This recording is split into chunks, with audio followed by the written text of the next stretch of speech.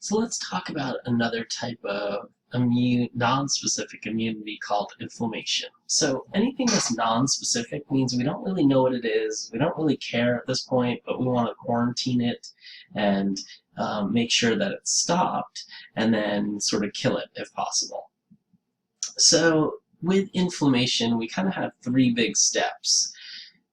We want to make sure that we limit the trauma to that one site and clean up any microbial, viral, or any sort of foreign bodies. So what we have to do with inflammation is we have to increase permeability of the red blood cells, but not so we leak out to introduce chemicals, neutrophils, things like that to the scene.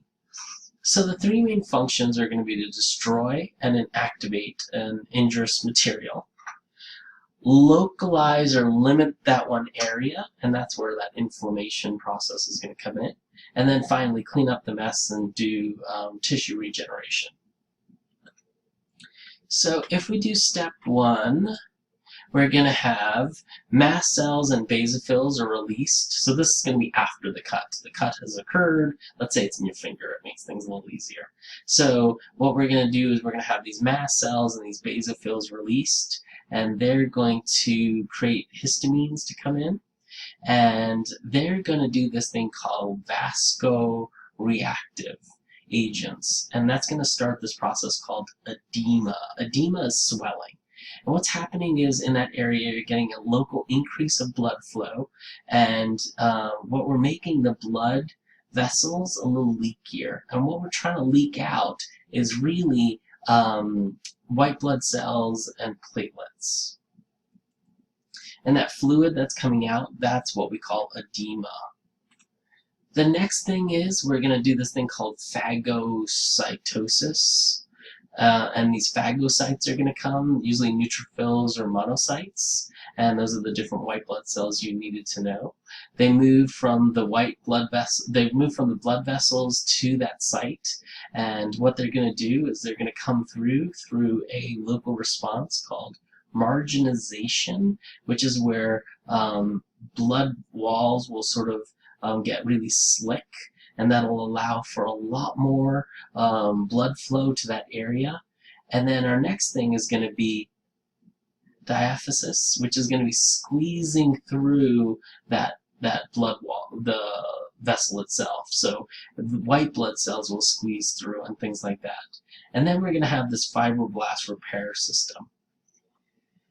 So first thing that happens is you have a cut, and let's say there's a bunch of stuff on it. This picture says bacteria, but just keep in mind it could be viruses, it could be parasites, it could be foreign material.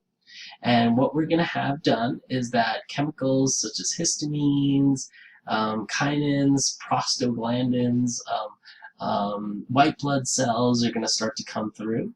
We're going to have this blood clot form because we want to quarantine those things to that one area.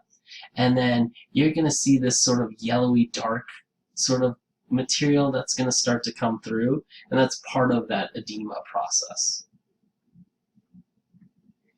If we focus in on some of those arteries and veins, you can see that we're getting the white blood cells, even platelets, to squeeze out, because remember, these arteries and veins are only one cell thick, and they're designed to be one thick so you can do osmosis. But they're also designed to be one thick, so white blood cells and macrophages can squeeze out. And when they squeeze out, that's going to be called diathesis. And also the other thing that's happening is we're making this area really slick.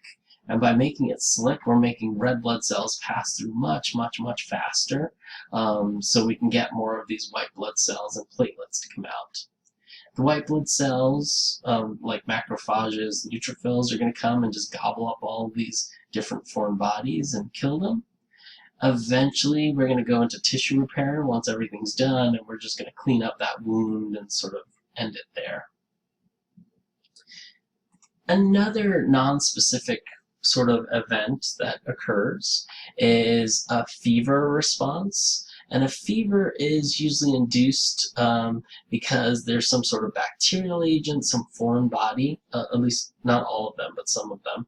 And it's the hypothalamus which controls temperatures. And what it's trying to do is it's trying to make it so if we increase the temperature of your body, we're going to increase reaction rates of enzymes and things like that, but it also stimulates white blood cell production.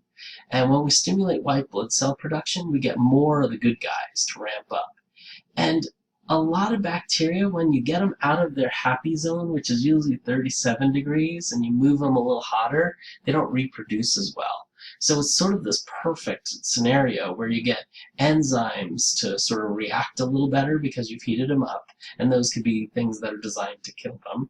You have white blood cells that are going to start to increase in numbers, and then finally you make bacteria reproduce slower. Perfect.